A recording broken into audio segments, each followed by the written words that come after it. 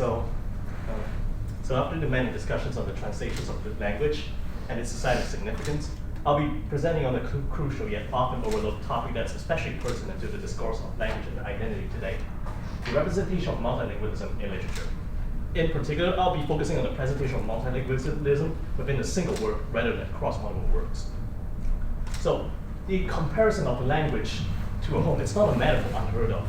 The symbolic space that language occupies becomes an integral part of one's identity and how one signals who they are. We may regard ourselves as belonging to a certain category of race or being physically present at home in a certain place, but we don't simply have language. Language inhabits us, and we inhabit language at the same time. More than geographical and spatial boundaries, therefore, to many, language is the strongest manifestation of their homeland. It is a homeland without boundaries. However, for those who have maternal attachments to more than one language, where is their home?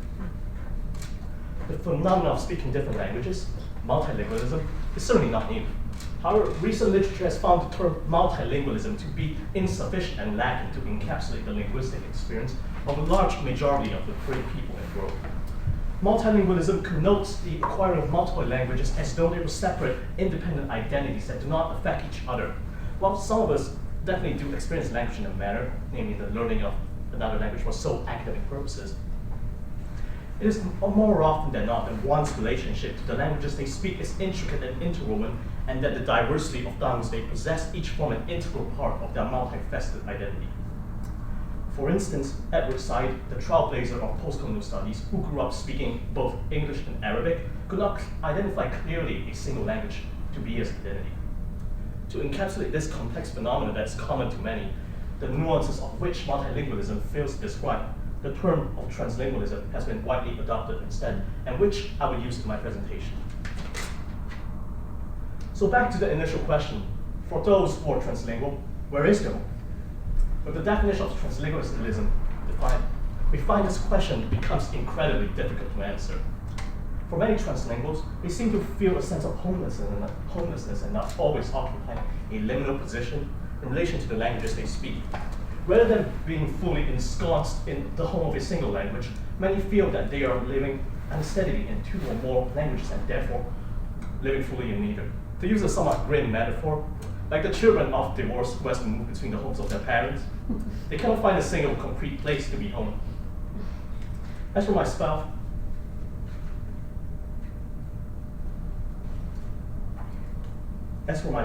I speak the languages of Mandarin, English, Malay, and traces of Hokkien. Though Mandarin is my first language and the one I speak extensively to my parents and local friends, English has been the dominant language for the past few years due to academic needs to the point where it has become a language whisperer to me. Though my national language of Malay and my parents' native tongue of Hokkien plays a lesser role, they are what shapes me as well and make a single linguistic definition of me problematic. The discourse of translingualism is especially important to the context of post-colonialism. For post-colonial societies, translingualism has become the norm, as various ethno-linguistic groups are just clumped together haphazardly with an imperial language reigning superior over them. The polyphonic phenomenon of translingualism is therefore indispensable from the discussion of the post-colonial identity. So, with all that clarified, literature is sensitive and responsive to developments of society, registering new kinds of linguistically and symbolically complex contexts and cultures. The representation of different literatures, different languages in a single word is no simple feat. So why do we attempt to explore the ways of doing so in the first place, instead of just writing it in separate words? The problem with doing the latter is that it fails to take into account the multifaceted linguistic existence of the translingual into account. For the translingual, the languages they speak could not be separated clearly into different spheres in the first place. It is with the representation of different languages in a single word that it is possible to capture a person's complex being that transcends between languages. In a world where tongues are being formed and the boundaries of language increasingly ambiguous, the presentation of polyphony in literature that questions the notion of a fixed and stable linguistic identity deserves our attention. So, moving on to the efforts of representing different languages in literature, it should be noted there is a kaleidoscope of methods of doing so. I will attempt to address some of the more prominent ones as well. There's a lot of them. So one of the methods that has been tried before is the bricolage of different languages and writing systems into one. So this merely refers to the direct amalgamation of different languages and writing systems. Should work fine, right? Yikes. All right, first impressions. So on the left, we have James Joyce's Finnegan's Wake that is polylingual in its wordplay and the reinvention of language. While on the right, we have The Cantos by Ezra Pound that is a polylingual in its bricolage of different languages and writing systems. While they are innovative in their own right, notwithstanding everything that makes me not want to read them ever again, these works are more of an intellectual endeavor and only an artificial representation of translingualism. To put it simply, no one speaks like that. So what about the attempts of the genuine or mimetic representation of the polyphony of individuals that reflect their experiences? One method that has been used extensively is code switching, which refers to the alternating of between two or more languages or varieties of language in conversation. This can be found extensively in bilingual works worldwide, such as in Chicano poetry and immigrant literature. While some authors use code switching extensively in their writing, incorporating long passages without translation, many only do so in the lexical or phrasal level. One thing that must be kept in mind is that the author cannot assume their audience has the same linguistic background as they do. Therefore, a fully faithful representation of code switching is often unachievable in literature because, simply put, it would not be understood at all except by a select group of people and will alienate the rest of the world. So, in the examples above we have here, sorry Dakara, anyway, asoko de smoke sama katano yo, kuyap am meeting nanti, estos go dai chia. It only is accessible to a very, very niche group of people, and therefore, writing it in a fully faithful representation of translingualism is often impossible. This is because writing, unlike speech, is usually and has been a long time a unilingual medium. It is here that the great dilemma of translingual literature arises. A fully faithful rendition of translingualism is mostly incomprehensible, while a comprehensible rendition of translingualism cannot be fully faithful. To overcome this issue, translingual authors have taken a number of creative methods. One method that has been taken is the provision of explanations or direct translations. In the following examples, first two examples above, the English translations follow directly after the Chinese. In another method, the foreign language is set in italics. The language remains English, but the English is italicized to mark it as being distinct. At times, the few code-switched words would be left untranslated and be left in the text as a sort of foreign melody, of which the reader can choose to guess the meaning. All these methods have their own strengths and weaknesses and do not fully represent translingual speech, but they are innovative demonstrations of the prolific nature of the author and the text. So, another method that has become increasingly prominent and is important for discussion of translingual literature is the modification of the languages themselves. In this way, the grammatical and the syntactic components of the languages depicted are merged. One interesting example can be seen in the following quotation of Hemingway's For Whom the Bell Tolls, which features heavy Spanish and English. There's two interesting observations to make here. The first would be the use of the antiquated English pronouns of thou and thy to contrast with the pronoun you, to reflect the still existent Spanish pronouns of tú and usted that have differing formalities. The second would be the direct and somewhat peculiar loan translation of me cago en la leche, a common Spanish insult into besmirch the milk. This feature is not limited to written text and is same in speech as well, the practice of code switching that is. Here, therefore, we can see a method that seeks to recreate this aspect of translingualism. The final method I'll be covering is closely related to the previous two, and is increasingly important as well to certain communities, known as the diversification of English and the post-colonial adoption of English as a work language. Due to the context of post-colonialism and post-modern globalization, English has always been a contact language and has been undergoing further changes in relation to the diverse new languages and communities it has been coming in contact with. In many nations today, such as Nigeria and Singapore, English, a foreign language, has become the only language that can unite different ethnic groups. However, English stands to many in the aforementioned communities as a foreign and alien language. Noticing this reality, Nigerian novelist Chinua Achebe makes the following observation. How can the post-colonial subject convey their experience using a language that does not belong to their ancestors and alienates their existence from the first place? Well, I'll show you actually a solution. The breaking and adaptation of the language itself. So, Achebe argues for the appropriation and the transformation of English that keeps the language in character with the source culture. Consider the two passages shown here. One written in standard fashion and another in transformed manner with able in mind. While the one on the left may be more prosaic than the right, the excerpt on the right carries a rhythm and tonal cadence of able that lays stress on the metrical regularity and the music of the lines, which is symbolic of able culture and creates an effect where the mere translation or borrowing alone fails to replicate. The world is like a mask dancing. If you want to see it well, you do not stand in one place. The able is transformed into English, but English is transformed by the able cadence as well. The language might be English, but the cultural resonance is definitely Igbo.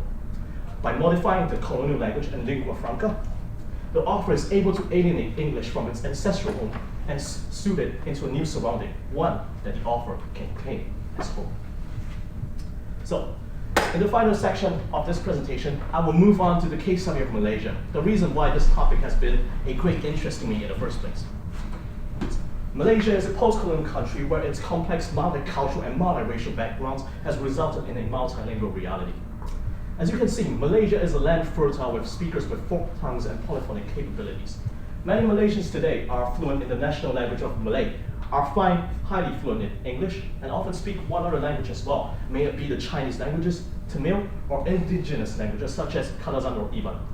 Allow me to demonstrate a sentence that might be normally uttered in a Malaysian context. Well, this sentence might seem as gibberish at first, and well, allow me to pronounce it for my own leisure. Hey, that copy guy, it's our very language law. If I don't pak with her, Mema can tell already. Well, I'm pretty sure it still sounds like gibberish, but watch this. Like an onion, this sentence has multitudes of layers. So, this can be translated as, wow, that girl from the coffee shop over there is really pretty. If I don't date her, I might as well jump off a building. Or if we prefer a more refined and aesthetic translation, might I say that fine lady catch a coffee shop is a very belle of property. When I do not concern myself with her romantically, may love to death So, however, despite this multilinguistic fertility, the psyche of the Malaysian is always deeply fragmented between languages, with each ethnic group choosing to mostly express themselves in their own languages. Although Malay is the national language, in cultural terms, the national language is still seen by many or treated as the language of the Malays, rather than of Malaysians. Therefore, the representation of multiple languages is necessary for the Malaysian writer to negotiate the meaning of Malaysian identity. In the achievement of this task, the literary writers of Malaysia have taken a number of methods to modify and diversify their languages to find their homes for their multiplicity of languages, as we have seen earlier. In the poem Song of a Young Malayan by E. Tian Ho, the lines show a subtle Malaysian sensibility, as I will attempt to do in my reading. But I never liked painting. In school, I hated art like anything, and modern art I cannot understand. Like Picasso, why he always showed a man with funny shape, head and body all mixed up. I think it is all nonsensical. So the difference may be very subtle here, but the dropping of the determiner, such as the from head and body, or the usage of the form show instead of shows, here shows a slightly modified English. And it is here that the lines here have been imparted with a so that in the English language that was not present in the first place. In the next example, we have a play by Jit Murad, Gold, Rain and Hailstones, which demonstrates the hybridization of both Malay and language. Disturbing, good. Oh, okay, oh, no. I was just showing the Filipina girl how to fertilize the new orchids. Ay baru balik dari sungai bulu, banyak orchid baru, cantik, pandai orang leprosity. So, we see here the earlier example as well. This, rather than being a slightly modified version, this consists of a hybridized version of both languages of English and Malay. We can see in the penultimate line, I baru balik itu, the linguistic boundaries are becoming increasingly ambiguous and bleed into one another. So, whether this play is in English or Malay, it remains to be a topic of contention. So, in my final example, we have Rice Bowl by Suchan Christine Lee, which employs a plethora of methods to achieve the translingualism found in Singapore and Malaysia. As this is the language I'm most comfortable with the most, allow me to indulge in a reading. 10 tickets to Jurong, please, said Ian. Huh? Shouted the bus conductor, his voice rising above the roar of the engine. Gong Same, he demanded in Hokkien. Flustered, Ian put up 10 fingers and said, Jurong. He gave her the tickets and flung a look of disgust at the whole group. Chinese do not know how to speak Chinese. He shouted his English translation to the bus driver for the benefit of the students, who would not have understood otherwise. The bus driver laughed good-humoredly and answered him in Cantonese, these people, these fat yao, you can only say I see, you see, I know, see. Forgotten their ancestors already study Angmo, speak Angmo, act like Angmo, and he guffawed at the stupidity of such English-educated Chinese. So we can see here, this is a synthesis of all the methods, because there has been coverage just now. And if you ask me where's my linguistic home, I'd say this one strikes pretty near. So, as innovative and creative as the attempts on representing multiple works in a single work may be, the art of doing so is still a very young field. With the rise of translingualism, we find that this effort is increasingly necessary for the explorations of our linguistic selves and our identity. We never speak only one language, says the writer, and that may be a very problematic thing indeed. However, it is with this problematic reality we are able to access a diverse and variegated beauty, the polyphony of language. Thank you.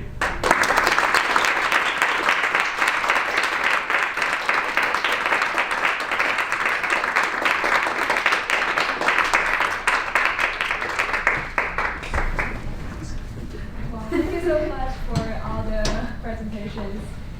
Really amazing. And I guess now is the time for us, the Q&A session. If anyone has any questions, it's the time.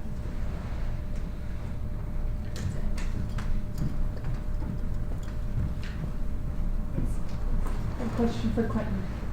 It's a common phenomenon that when people are learning like a third or fourth language, they accidentally throw their second language in. And I'm curious to think about it from your side, where you're starting with 3 languages and trying to separate one to speak to people who don't speak the other 2. How much do you struggle with that when you're doing it? I think it's something that's really, I don't put a lot of conscious thought in. I think being aware of your awareness is something that's quite hard itself. So I think for the past 5 years, I've always been trying to monitor whether I'm thinking in English the majority of the time or Mandarin, and it has been a hard task to do so, although I find more convincing evidence that it is this foreign language instead.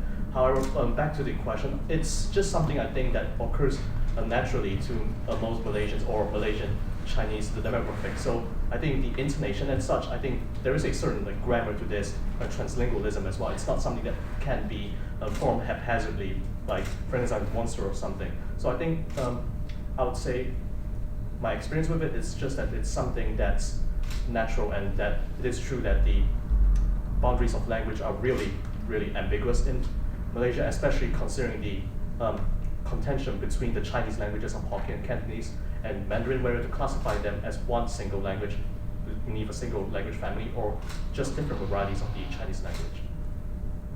Thank you. A question for Rich. So, you are translating those 2 texts? I did those in literary texts. Yeah. Okay, and into English. And so, are there English translations already? I imagine there must be some. Yeah. So the literary texts I worked with were Cervantes' La Galatea and María de Zayas' Novelas Amorosas y Ejemplares. And sort of right when I met with my thesis advisor, she told me there's been translations of the Galatea, but none of them are good, and so I shouldn't look at them. And I know there have been a few of the novellas as well, but I haven't. When I was writing my thesis, I only read the Spanish and didn't really read translations. So that all of the translation that I was doing was my own. It wasn't really influenced by. So my question is, what was the problem with the existing translation? What did you find that was not good about them? So at least there's one that I have read sort of recently, which is a translation of the story of one of the stories of María de Zayas, and I found sometimes some of the sort of ambiguity of the Spanish would be lost in a translation, and even in my own translations, I found that as well. Sort of times where a character would use like an indirect object pronoun, and we wouldn't necessarily know who they're referring to. And it would just be he, but you wouldn't know which he it is, and that leaves it up to multiple interpretations. But in certain translations, they may just tell you which one the translator thinks it is. Whereas I would try in my sort of explanation of the quotes I was working with to pull out sort of this could be referring to this or this or. I have one for Quentin. For all my classes, I've been reading 19th century works, and a lot of it is written in Russian, but include a lot of French, German, even a little bit of English, which a lot of the population couldn't read or write or speak a lot of those languages in Russia at the time. So by using all those different languages, there's a risk of alienating people who might want to read your text but don't speak some of the languages that are included. So I want to know what you think is the best way out of you said there are many methods, but the best way to include multilingualism in a text and still have it be accessible. Alright, so I'll start by a bit of a tangent. So while I was researching the modeling methods of doing so, I found there was simply just too much of it, and I just took out my phone, called my mom, hey, Mom, I think I know what I want to do for my thesis now. But I think that I'm a big fan of the modification of the colonial language of English. I think it shows a certain sense of sensibility, but I think in doing so there's a certain risk of like stereotyping or maybe creating a creed of the language. So I think in the last example I was particularly a fan of was the combination of just the modification of the language plus some code switching, and I think even then it cannot be a really fully faithful translation or representation. But I think as what we have now, it's the I say the one with the most aesthetic value that can establish a connection between the author and the reader, I would say. Thank you. I have a question for our Italian friends. You had mentioned in the beginning of your project, or in the beginning of your presentation, that Marco had given you a lot of like kind of leeway, a lot of freedom to choose what you wanted to do for the project. Was that actually helpful for you, beneficial for you? Was it actually hard? Because I just talked to some other students. I know I get a lot of students who tell me like, oh my God, the professor's giving us too much freedom and I don't know what to do or where to go with that. So I'm just hearing your point of view. I think there's definitely the possibility for it to be difficult, but as we said earlier, we kind of had seen Inferno Topolino, and we both were kind of interested in the aspects of making something similar to that, so that would be a great opportunity. And also with working with a text like Dante, and specifically Inferno, you have some sort of very like core themes that you can play with. So like something that cropped up there, so like politics or internal politics. Dante's Inferno has a lot of it is a critique of those who had exiled him from Florence, and it's something that we felt we could toy around with in a sort of a jokey way, like representations of certain individuals, etc. For fun. And so I think almost having that freedom meant that you could sort of pick and choose what was going to be, what we felt would be most effective in that sense. So I certainly it worked for us. I'd say. I can see the other side of it, the side of the phone. And can I follow up on that?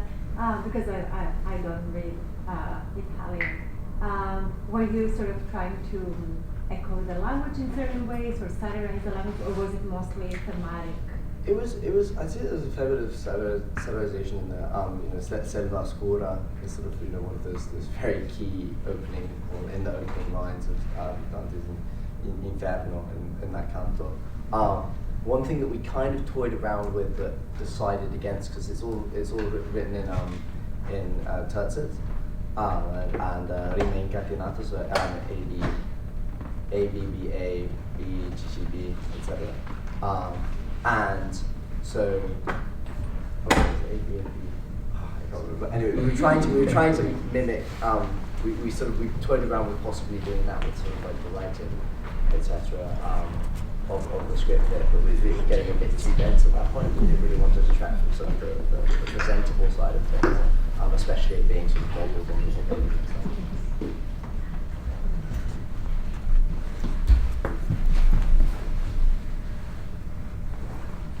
Is there any questions that we have?